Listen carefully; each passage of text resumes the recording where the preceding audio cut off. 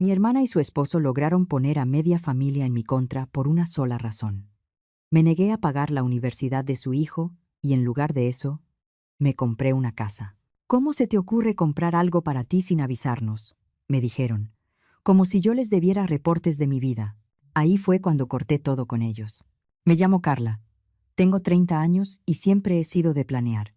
Mientras los demás viven al día, yo no. Yo miro hacia adelante. Los últimos 5 años guardé cada peso que pude para el enganche de una casa. No fue fácil. Vivía en un departamento pequeño de una recámara en Portales, de esos donde la renta se siente como una mordida a la quincena. Pero lo hice funcionar. En la empresa donde trabajo, una agencia de mercadotecnia, soy coordinadora de contenidos. Tomaba turnos extra, hacía proyectos adicionales y cuando podía, agarraba trabajos por fuera. No he salido de vacaciones en años. Mi closet es lo más simple del mundo. 7 conjuntos para la oficina y 5 para lo demás. Todo combina entre sí. No es broma. Una vez me senté con una libreta y calculé cuánta ropa necesitaba para pasar el año sin estar comprando por impulso. Mi familia dice que estoy mal de la cabeza. ¿Otra vez esa blusa azul?, me soltó mi hermana Paola, en la última comida familiar que tuvimos en casa de mis papás, en Satélite. Habían hecho carne asada en el patio. Ya la usabas desde antes de la pandemia, ¿no? Paola tiene 40. Está casada con Ricardo. Y tienen un hijo de 17, Mateo. Paola siempre ha sido la consentida, la que cae bien, la que platica con todos, la que se ríe fuerte, para que todos la escuchen. Yo no. Todavía me queda, y no está rota, le contesté, cuidando el tono, mientras me servía ensalada de coditos. ¿Para qué compro otra? Porque la gente normal no usa la misma ropa 10 años. Se rió Paola, buscando que alguien la apoyara con la mirada. Mi papá Ernesto se carcajeó bajito. Carla siempre apretando el dinero, dijo, como si fuera una gracia. ¿No te lo vas a llevar a la tumba, ya sabes? No tengo planes de morirme pronto, le respondí, y lo dije con calma, pero por dentro me ardía. No porque me molestara que opinaran, sino porque lo decían como si mi vida fuera un chiste. Entonces, ¿para qué ahorras tanto?, insistió mi mamá Lucía, con ese suspiro suyo, dramático, como si yo le estuviera haciendo daño. Ay, hija, sería más bonito que estuvieras pensando en darnos nietos. Paola ya nos dio a Mateo. Y tú, mira, 30 años y ni novio. Me tragué lo que quería decir. En cada reunión familiar era el mismo guión. Paola se burlaba de mi manera de ahorrar. Mi papá se sumaba y mi mamá remataba con lo de que no tenía pareja ni hijos. Ellos sabían que yo estaba ahorrando para una casa, pero para ellos eso no contaba como meta de vida. Mateo ya casi entra a la universidad, dijo Paola, cambiando de tema como si nada. Ha visto opciones muy buenas. Qué bien, respondí. Y era verdad. Yo quería a mi sobrino. Mateo, a diferencia de sus papás, era tranquilo. Listo. De esos chavos que escuchan y no necesitan humillar a nadie para sentirse grandes. Más tarde esa noche, mientras yo ayudaba a mi mamá a recoger platos, ella me tocó el brazo. Hija, tu papá y yo tenemos que cambiar la lavadora, dijo bajito, como si fuera un secreto. Está haciendo un ruido horrible otra vez. ¿Crees que nos puedas ayudar? Solo un préstamo, algo pequeño, para salir del apuro. El próximo mes te lo regresamos. No era la primera vez. Préstamos pequeños para arreglos, para el coche, para cosas de la casa. Yo ya me sabía la historia, y aún así, siempre decía que sí. ¿Cuánto necesitan?, pregunté, y ya estaba sacando el celular. 6,000 pesos, contestó mi mamá. Te lo regresamos pronto, te lo juro. Yo sabía que no iba a pasar, pero hice la transferencia por el sistema de pagos electrónicos interbancarios.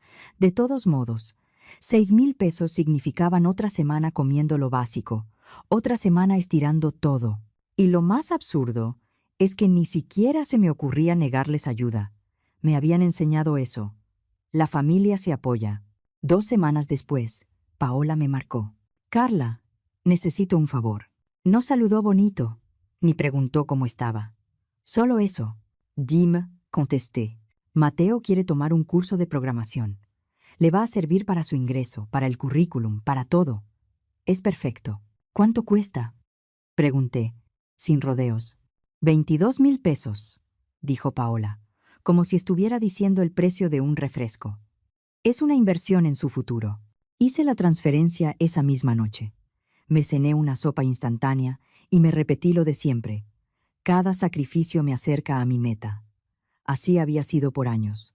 Yo me apretaba. Ellos se burlaban. Luego me pedían dinero. Y yo, como una tonta disciplinada, llevaba una hoja de cálculo donde apuntaba cada avance hacia el enganche. Yo no estaba soñando con una casa. Yo estaba trabajando, paso por paso, para comprarla. A finales de octubre, por fin, llegué a la cifra que necesitaba. 5 años de turnos extra, sin vacaciones, con presupuesto medido al milímetro, y diciendo no a casi todo, excepto a las peticiones de mi familia. Reuní 1,120,000 pesos. Era justo lo que había calculado. Enganche, gastos del notario, avalúo y un colchón mínimo para no quedarme en ceros. No pude evitar sonreír cada vez que veía el saldo. Decidí compartir la noticia en la comida del domingo.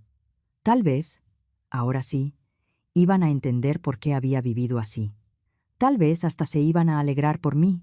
Manejé hasta Satélite con una botella de sidra sin alcohol para festejar. Era domingo, y por suerte el periférico iba más ligero de lo normal. No era cosa de gastar de más, pero quería marcar el momento. Cuando llegué, la camioneta de Paola ya estaba en la entrada. Respiré hondo, agarré la sidra y entré. «Ahí viene», anunció mi papá desde la sala. «Justo estábamos hablando de ti». «Eso no suena bien», dije, intentando sonreír. Mi mamá estaba en la cocina. Paola y Ricardo estaban sentados en el sillón. Mateo no se veía por ningún lado. Nos sentamos a comer y yo esperé el momento. Mi papá terminó una historia larguísima sobre un amigo suyo, y cuando por fin hubo un silencio, aclaré la garganta. «Yo también tengo una noticia». «Ay, pues nosotros también», me interrumpió Paola, sin tantita pena. «Mateo ya quedó». Me detuve. «¿Cómo que ya quedó?», pregunté. «Lo aceptaron en la Universidad Anáhuac, Campus Norte», dijo Paola, inflando el pecho. «Va a estudiar ingeniería en sistemas». «Guau», dije de corazón. «Felicidades. Mateo es muy listo». Ricardo asintió, serio, como si estuviera confirmando una inversión. «Va a salir adelante. Va a ser alguien». Yo sonreí, pero algo en el ambiente se sentía raro. Mis papás estaban callados, concentrados en el plato, como si ya hubieran ensayado lo que seguía. «Qué buena noticia», insistí, tratando de mantener la emoción limpia. «Entonces, como decía yo, Carla», me volvió a cortar Paola, y ahora su voz cambió. Se puso grave. «La Anáhuac es cara, muy cara». Sentí que se me enfriaban las manos. «¿Qué tan cara?», pregunté, aunque ya me imaginaba. 450,000 pesos al año», dijo Paola, clavándome la mirada como si fuera una prueba. La comida se me hizo un nudo.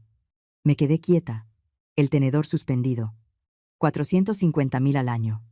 No era un curso, no era un préstamo. Era una cantidad que te cambia la vida. «Es muchísimo», logré decir. Ricardo se inclinó hacia adelante. «Vale la pena. Por el nivel, por las conexiones». Miré alrededor de la mesa. Mi mamá y mi papá seguían extrañamente callados. No era el silencio normal de «estamos escuchando». Era el silencio de «ya lo hablamos y ya decidimos». «¿Y cómo piensan pagarlo?», pregunté. Y entonces pasó. Paola, Ricardo, mi mamá y mi papá me miraron al mismo tiempo. Los 4. La sensación fue horrible, como si me hubieran apuntado con una lámpara a la cara. En sus ojos no vi preocupación, vi expectativa, y algo peor, como si fuera obvio.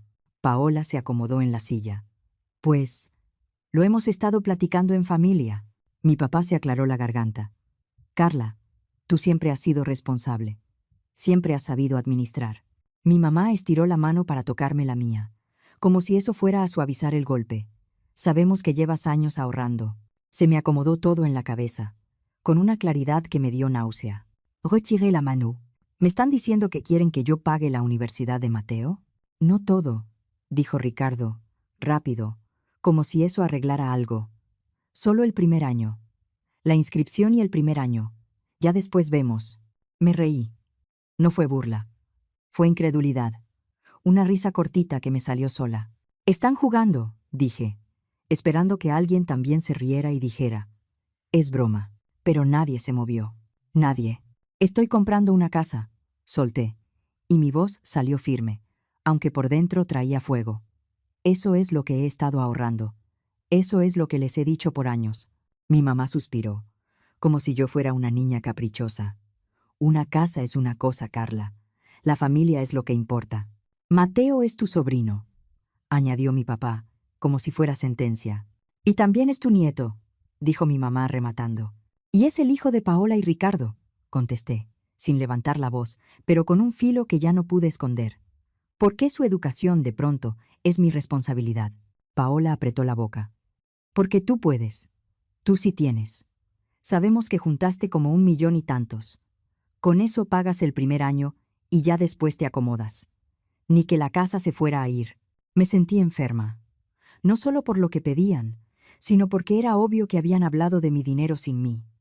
Habían sacado cuentas con mi vida, como si fuera una caja común.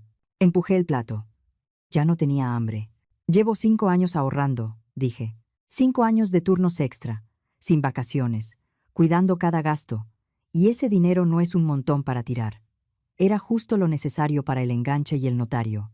¿Tienen idea de lo que me ha costado? Paola rodó los ojos. Ay, por favor, no estás cargando bultos en una obra. Te sientas en una computadora y ya. Ricardo habló con tono serio, como si estuviera cerrando un trato. No es que te estemos pidiendo un regalo, es una inversión. Es Mateo, es familia. Me levanté. La silla se arrastró y el ruido sonó más fuerte de lo que esperaba. No les voy a dar el dinero de mi casa, dije. No puedo creer que me estén haciendo esto. El rostro de mi papá se endureció. A ver, me vas escuchando, señorita. Nosotros te hemos apoyado toda la vida. ¿Apoyado? Se me salió más alto. Se han burlado de mí por años. De mi ropa, de mi forma de vivir. Y ahora quieren mi ahorro. Ahorro que ustedes mismos han estado pidiendo prestado sin devolverlo completo. Mi mamá empezó a llorar. Su táctica de siempre. Lágrimas para voltear la mesa. ¿Cómo puedes ser tan egoísta? Sollozó. ¿No te importa el futuro de tu sobrino? Agarré mi bolsa del mostrador de la cocina. Sí me importa, Mateo, dije. Y sentí el temblor en el cuerpo, mezcla de coraje y tristeza. Pero su universidad es responsabilidad de sus papás. No es un se nos olvidó que ahora quieren aventarme a mí.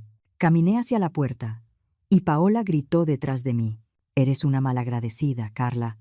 Siempre lo hemos sabido. Esto lo confirma. Te vas a arrepentir, soltó Ricardo con voz fuerte, como si pudiera asustarme. Escuché a mi mamá llorando más fuerte, a mi papá diciendo cosas entre dientes, y cerré la puerta de un portazo. Las manos me temblaban tanto que apenas pude encender el coche. Manejé sin rumbo un rato, tratando de entender lo que acababa de pasar. Mi propia familia me había puesto una emboscada para que yo entregara mi sueño, en una mesa de domingo.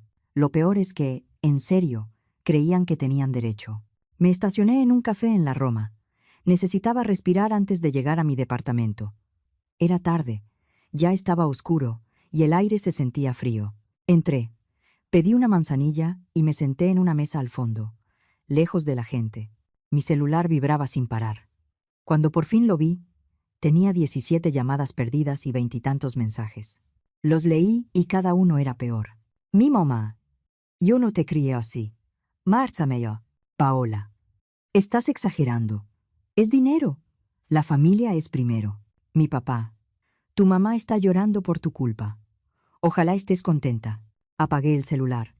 Esa noche nadie iba a escuchar razones. El té me calmó un poco, pero seguía con la sensación de traición en la garganta. Por años fui la cartera de la familia, mientras me hacían burla. Y justo cuando estaba por lograr lo mío, querían quitármelo. Llegué a mi departamento casi a medianoche. Encendí el celular y había más mensajes. Los ignoré y me dormí. Pero el sueño fue inquieto, como si el coraje no me dejara acomodarme. A la mañana siguiente, desperté con una decisión clara. No iba a dejar que me manipularan. Ese dinero era mío. Me lo gané. Y lo iba a usar para lo que estaba destinado, mi casa, Bloqueé sus números. Al principio pensé que solo sería por un rato, para tener paz. Pero la calma duró poco. A media tarde empezaron a entrar llamadas de números desconocidos. Contesté una. ¿Carla? Escuché la voz de mi tía Patricia, la hermana de mi mamá. No saludó bonito. ¿Qué es eso que andas diciendo de que no vas a ayudar a Mateo? Me quedé en silencio un segundo. Así iba a ser. Mi mamá había activado la cadena familiar. No creo que estés entendiendo, le dije lo más calmada que pude. No es que yo no quiera ayudar. Es que esperan que entregue mi ahorro de 5 años. Todo. Mi tía no escuchó. Nadie escuchó. En los siguientes días, llamaron tíos, primos, hasta mi abuela, todos con el mismo mensaje, que yo era egoísta, que era tacaña, que estaba fallándole a la familia. Dejé de contestar números desconocidos y empecé a bloquear uno por uno. Cada conversación era igual. Primero culpa, luego enojo y al final, ultimátums. Si no ayudas, olvídate de nosotros. No vuelvas a venir a la casa. Tu mamá se va a enfermar por tu culpa. Ni una sola persona me preguntó qué había pasado. Ni una. Nadie consideró que tal vez Paola y mis papás estaban mal. Para el miércoles, yo estaba agotada. Llegué del trabajo, me tiré en el sillón de mi departamento y abrí redes por inercia. Y ahí lo vi. Un texto larguísimo de mi mamá en Facebook. Sentí que se me cayó el estómago mientras leía. Hablaba de su nieto y de cómo sus sueños se estaban rompiendo por la falta de apoyo. Decía que la familia debe sacrificarse, que nunca pensó criar a una hija que prefiera cosas materiales. Terminó pidiendo oraciones por nosotros. Los comentarios eran una paliza. Parientes que no veía desde niña opinando como si fueran jueces. ¡Qué decepción! Pobre Mateo. Esa niña siempre fue así. Hasta amigos de la familia se subieron a criticar. Esa noche tomé una decisión que dolió, pero también me liberó. No solo iba a comprar mi casa, iba a cortar contacto con gente que se suponía que me quería sin condiciones, y claramente no. Me di cuenta de algo que me pegó fuerte. Pasé años tratando de complacer a personas que me veían como recurso, no como hija, hermana o sobrina. A la mañana siguiente llamé a Janet, una asesora inmobiliaria cuya tarjeta guardaba desde hacía meses. La había tomado, en una visita de casas, por si algún día. Su voz alegre fue como aire fresco. «Buenos días, Janet». «Sí», ella habla. «Soy Carla. Creo que ya estoy lista para buscar casa en serio. Mi presupuesto es firme, ya estoy preaprobada y puedo moverme rápido». «Eso me encanta», dijo Janet. «A ver, cuéntame qué estás buscando». Nos vimos ese fin de semana por un café. Le di mi lista. Una casa pequeña con patio, nada de lujo, pero sólida. 2 recámaras, un espacio para trabajar, un lugar donde pudiera respirar y sentir que era mío. Le pedí una zona tranquila, aunque eso significara que me quedara más lejos. Janet tomó notas. «Va», dijo, «te voy armando agenda. Te advierto que hay de todo. Casas muy bonitas que esconden problemas y casas que con cariño quedan increíbles». Buscar casa se volvió mi refugio. Después del trabajo y los fines de semana, iba de un lugar a otro. Algunas casas eran un golpe de realidad. Humedad tapada con pintura fresca, instalaciones viejas, patios abandonados. En otras, el vecindario no me dio confianza. Había lugares donde se sentía el estrés en el ambiente, y yo ya tenía suficiente estrés con mi familia. Pero el proceso, aunque cansado, me ayudaba. Cada puerta que abría, cada cuarto que veía, me recordaba que yo podía construir mi vida. Mientras tanto, mi familia seguía insistiendo. Como ya los tenía bloqueados, empezaron por correo y por mensajes a través de conocidos. Paola era la peor. Me escribía cosas frías, acusándome de arruinarle el futuro a Mateo. Mis papás cambiaban de estrategia. Un día eran gritos, al otro eran culpa. «Tu papá anda mal de la presión por este coraje», decía mi mamá, en un mensaje que me llegó por una prima. Yo borraba todo sin responder. Mi foco era uno: encontrar mi casa. 3 semanas después, Janet me habló emocionada. «Carla, creo que ya la encontré. Salió hoy en la mañana. Está en el tope de tu presupuesto, pero cumple todo». «¿Dónde es?», pregunté. «Por Tlalnepantla, en una calle tranquila. Tiene buena pinta». ¿La vemos hoy? Quedamos esa tarde. Desde que crucé la puerta supe que no era perfecta. La cocina pedía una actualización. El patio estaba crecido, como abandonado, pero el espacio se sentía bien. 2 recámaras, un baño y medio, un cuartito que podía ser estudio, y un porche techado donde me imaginé tomando café en la mañana, en silencio. Janet me miró y sonrió. ¿Qué dices? Quiero hacer una oferta, dije, y me sorprendió lo rápido que me salió. Lo que siguió fue una nube de trámites. Papeles, avalúo, revisión general de la casa, llamadas, negociaciones. El vendedor aceptó con condiciones pequeñas. Y de pronto era real. Yo iba a comprar una casa. La firma de escrituras quedó para 3 semanas después. Avisé en el departamento. Empecé a empacar y traté de ignorar que mi mamá seguía escribiendo en redes, como si yo fuera una villana de novela. Cada día subía algo nuevo sobre la tristeza de Mateo y cómo había tenido que abandonar sus sueños por mi culpa. Lo que convenientemente no decía era que Mateo tenía opciones: una universidad pública, becas, una privada más accesible, trabajar medio tiempo, incluso replantear el plan. Pero esas soluciones no les daban acceso a mi dinero, así que ni las mencionaban. El día de la firma llegó y sentí que mi mano se cansaba de tanto escribir mi nombre. Notaría, copias, hojas y más hojas. Cuando el notario me entregó las llaves, me tuve que morder el labio para no llorar ahí mismo. Lo logré, a pesar de todo. La mudanza fue el fin de semana siguiente. No tenía muchos muebles, otra cosa que mi familia criticaba, y eso hizo todo más fácil. Un par de amigos del trabajo me ayudaron con cajas. Para el domingo en la noche, mis pocas cosas ya estaban acomodadas. Las siguientes 2 semanas me acomodé a mi nueva rutina. El trayecto al trabajo era más largo, sí, pero no me importó. Compré lo esencial: una base de cama para dejar el futón, una mesa con 2 sillas, una silla cómoda para leer. Planté flores en una jardinera cerca de la puerta. Cada cosa que hacía se sentía como una declaración silenciosa. Esta es mi casa, esta es mi vida. No compartí mi nueva dirección con nadie de mi familia. Según ellos, yo seguía en Portales. Dejé de contestar mensajes desde antes de firmar, y el silencio fue, por primera vez en mucho tiempo, un respiro. Empecé a sanar. Hasta que un martes, al salir del trabajo, me quedé helada. Afuera del edificio, estacionado justo frente a la entrada, estaba el sedán de mis papás. Y junto al coche estaban ellos 4: mi mamá, mi papá, Paola y Ricardo. Pensé en regresar al edificio, esconderme, subir otra vez, pero ya me habían visto. No había escape. Respiré hondo, cuadré los hombros y caminé. «Carla», dijo mi mamá, con esa voz de regaño, como si yo fuera adolescente y me hubiera escapado. «Llevamos semanas buscándote». Me detuve a una distancia segura. «Los bloqueé por algo», contesté. «No tengo nada de qué hablar con ustedes». «Esto es ridículo», soltó Paola, avanzando con su bolsa colgando del brazo, como si fuera a una junta importante. «No puedes cortar a tu familia así, nada más porque no quieres ayudar». «No voy a hablar de esto aquí», dije, y bajé la voz. «No me hagan un show en mi trabajo». «Pues como no contestas, nos obligaste», dijo mi papá, rojo de coraje. «Esto es asunto familiar». «El depósito de inscripción se vence la próxima semana», agregó Ricardo, cruzando los brazos.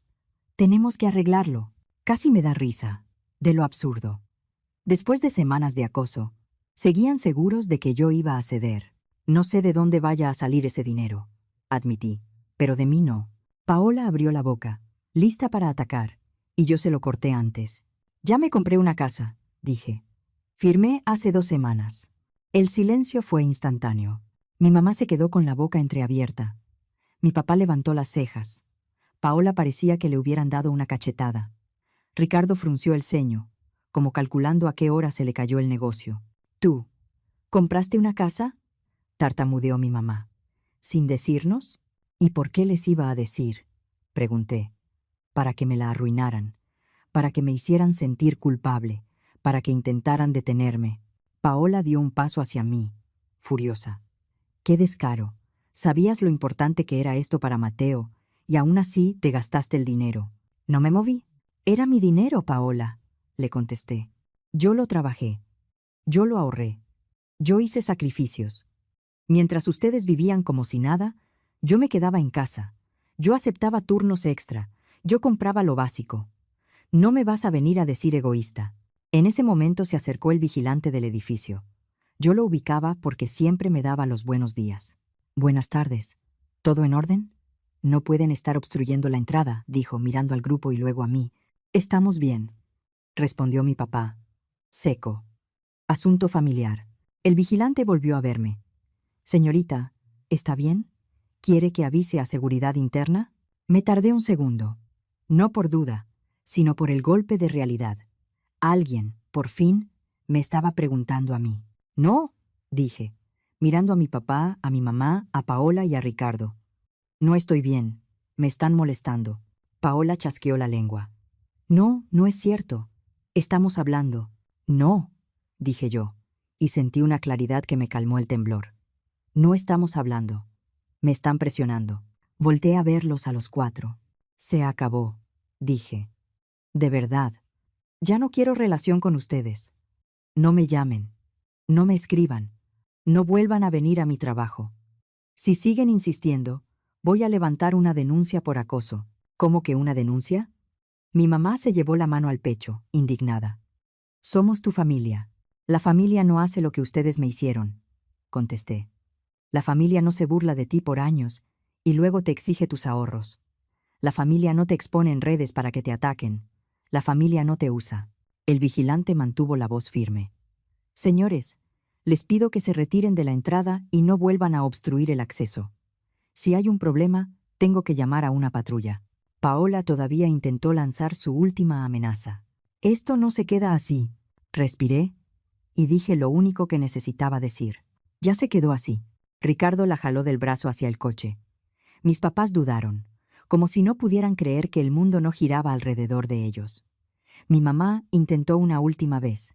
Carla, por favor, podemos arreglarlo. No volte.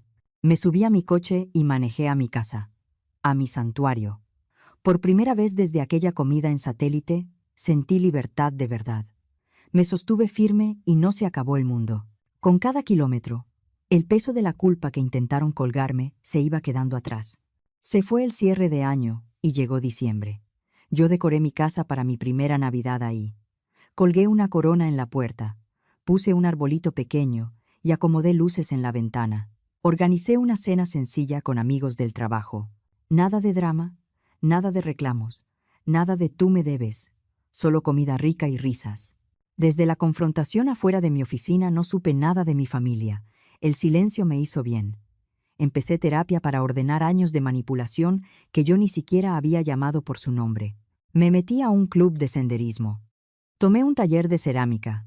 Conocí gente nueva que no sabía mi historia. Y lo más importante, no me la pedía como explicación para quererme. Y entonces, una tarde fría de enero, sonó mi celular con un número desconocido.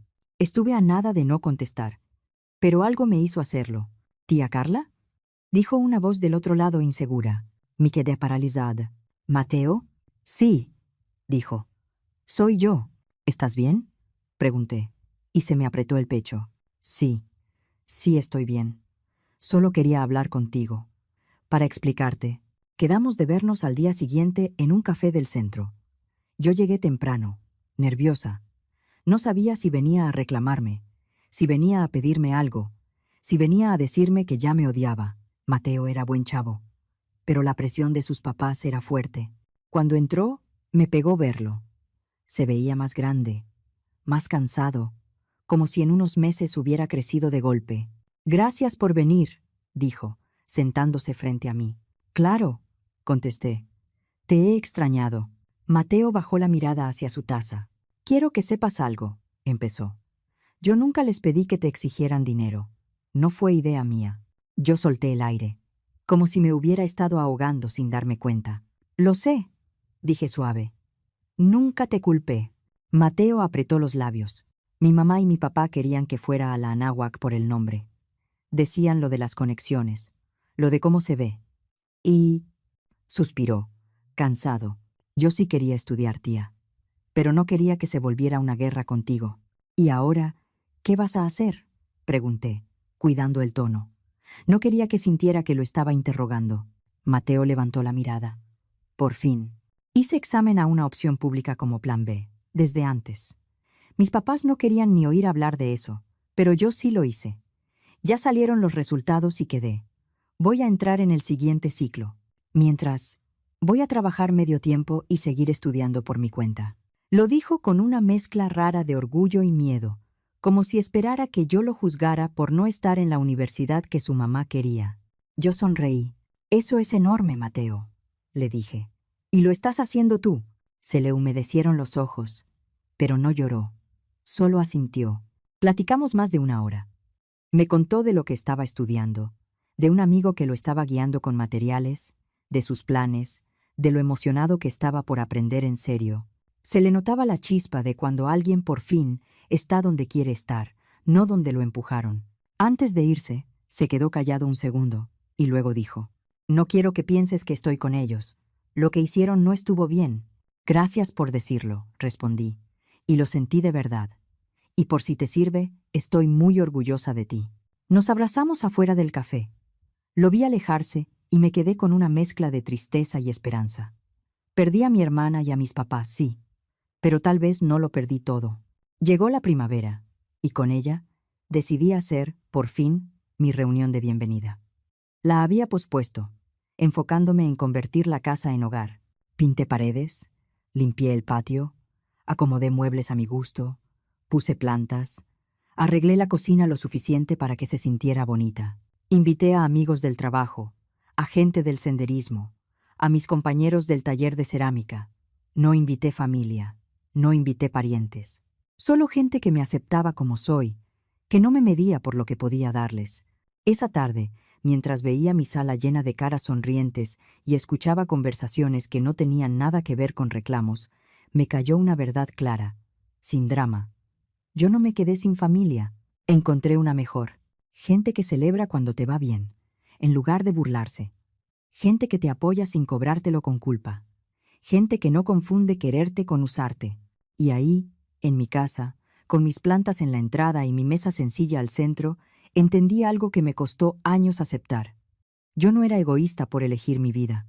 Yo solo dejé de ser la cuenta de ahorros de alguien más.